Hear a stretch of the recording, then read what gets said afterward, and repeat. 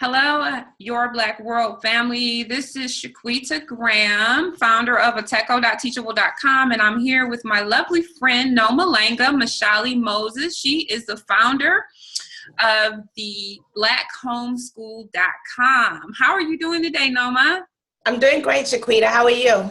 Great. I'm excited to talk about this topic because this is very important. I'm going to show a video. Mind you, this is a homeschooling mom, and this is what she's teaching her children. If it's kind of hard to hear it, she's basically going to start them off with a visualization, and she's going to say 2 words and go from there. So I'm going to let it play, and we'll talk about it. Okay, and this time before we start the video, we're going to do a little visualization activity. I'm going to say 2 words. I want you to close your eyes to see what image comes to mind when I say these 2 words, okay? Let's go.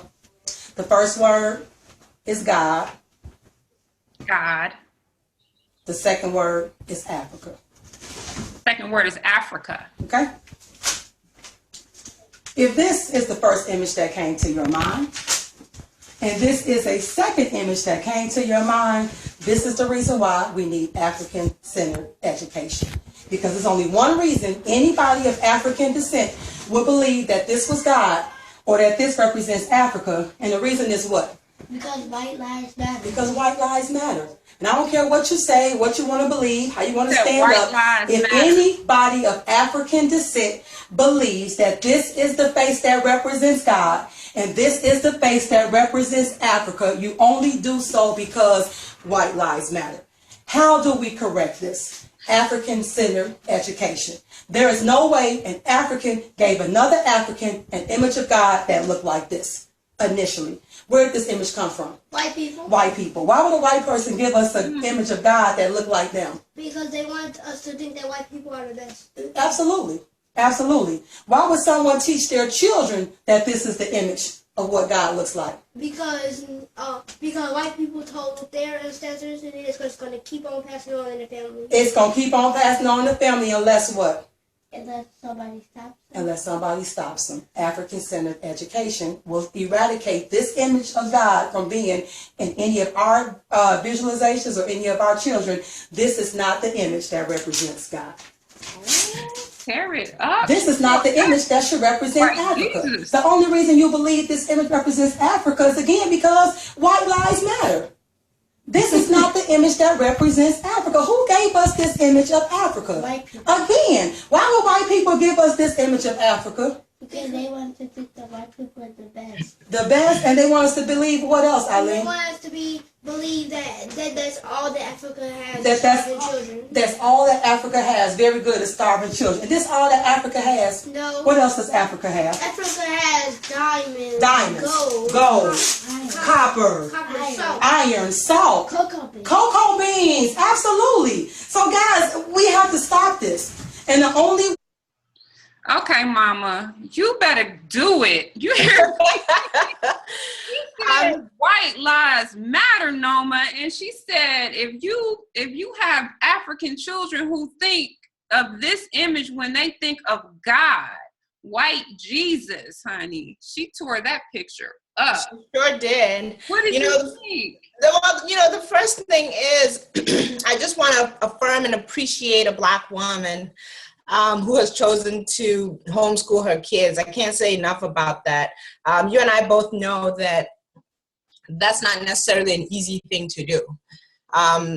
But for us, we've chosen to do it, and we do what we have to do to continue to do it. So I just really, really want to appreciate and affirm that woman. The second thing is that, I grew up in a Christian home. Mm-hmm. And I'm not ashamed to admit that for the longest time, that's the image I had of Jesus and God. Mm-hmm. Even my church was Roman Catholic Church, had a white Jesus cross, at the altar or at the front, hanging off of a cross. And this is in an African country. Okay. So it's not really that we choose this. It's drummed into us from a very, very young age. And by the time that you realize that this is what you think, you don't even know why you think it. So that's why I'm saying I really appreciate and affirm this mother, because she's doing the exact opposite of that. She's going ahead, and from a young age, she's teaching her kids that this is not the image that you want to have in your mind of who God is or who Jesus is. And the only people who want you to have this are people who are trying to own the image of God and make it an image of themselves. So I really appreciate that. And, my thing is, we have to expose our children to truth. As parents, we are the ones that are supposed to be truthful with our children. And just recently, there was this whole situation with a racist police officer getting fired. I think it was in Florida, for sending racist tweets about having a noose and basically wanting to kill Black people, and had a video of Black people being tortured. And a Black woman came to his defense in court, in public. This is a result of not fully cultivating, or I'll say it seems to be the result of not fully cultivating the minds of our children. When we equip our children with the image of God, that is a lie and is an idol, because, we know that based on the earliest images of God, which I'm going to show a couple of them here, that, the Black Madonna and Child you can see in museums all around the world.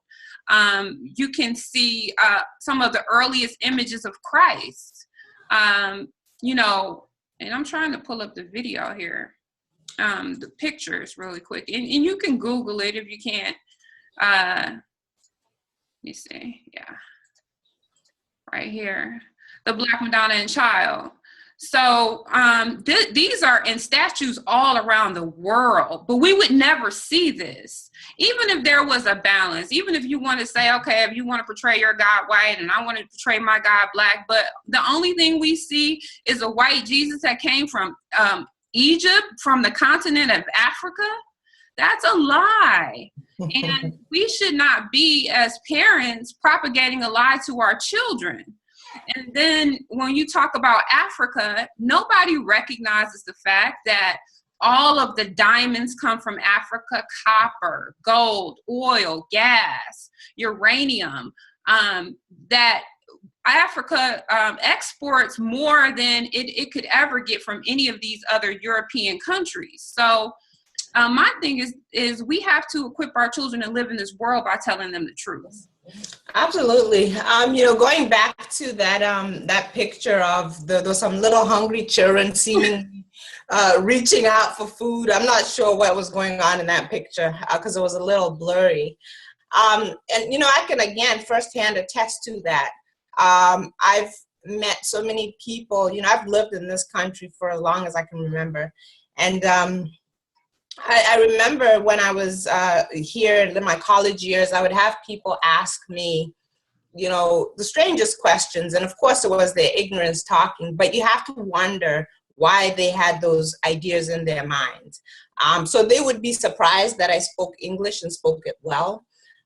They would be surprised that, because I often said, I didn't experience, firsthand not having what I need until I arrived in this country. Because I was separated from my parents. When I was with my parents, I had everything that I needed. And then when I was on my own, I had to build myself back up.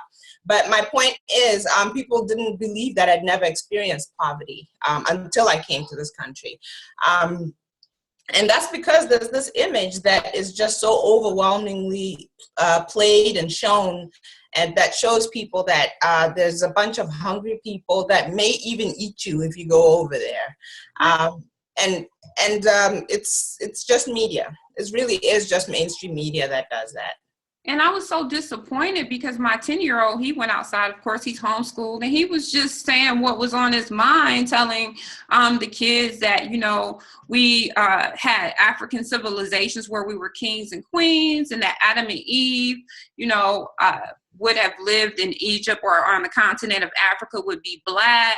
And he was so upset because one of the boys, a little Black boy in the neighborhood, was like, "You're lying. Mm-hmm. I told you that. You're a parent."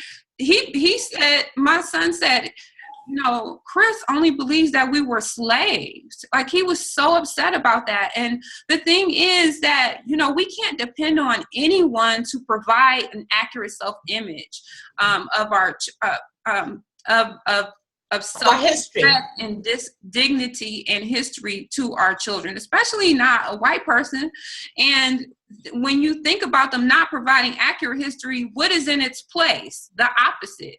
And that goes into what? Shape and mold what we are depending on as the future generation to carry out our legacy. So how can we give our minds to these people and not, take time to get accurate information about where we come from and give it to our children?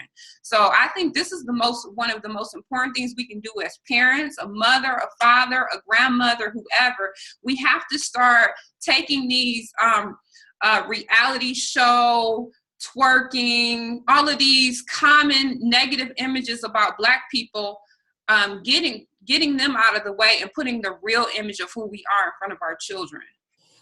It's twofold, Shaquita. The most people would have us believe, and of course we know different, but would have us believe that Black history in America starts with slavery. And they never go beyond that, what was before slavery. And I think that's what it is. Because if you went backwards, then you'd be more than a slave. Yeah. If you are a non-Black person, it suits you to, if you want to have some kind of superiority, it suits you to have that person end as a slave, and then maybe try not to be a slave, but still be a second-class citizen. Yeah.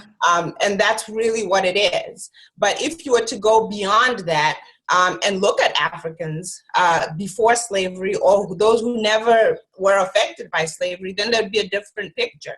And it doesn't serve a non-Black person who is committed to holding an image of an African or a Black person or a melanoid person, whatever you want to call it, of holding that image in their mind that I'm superior to this person. It doesn't serve them to say that actually they're the ones who were made in the image of God, or God, whatever you want to, whatever subject you're talking about, whether it's about religion or whether it's about just most recent history before slavery. It doesn't serve a person who wants to be superior to look into that. And that shows me that the school systems are still, whether they recognize it or not, are still committed to perpetuating white supremacy. Because if they weren't committed to it, then they would go further in terms of what they teach in schools. I mean, it's to the point now, I can remember a story, I'm not sure how long ago it was, which was talking about textbooks, which had changed the name of slaves into workers.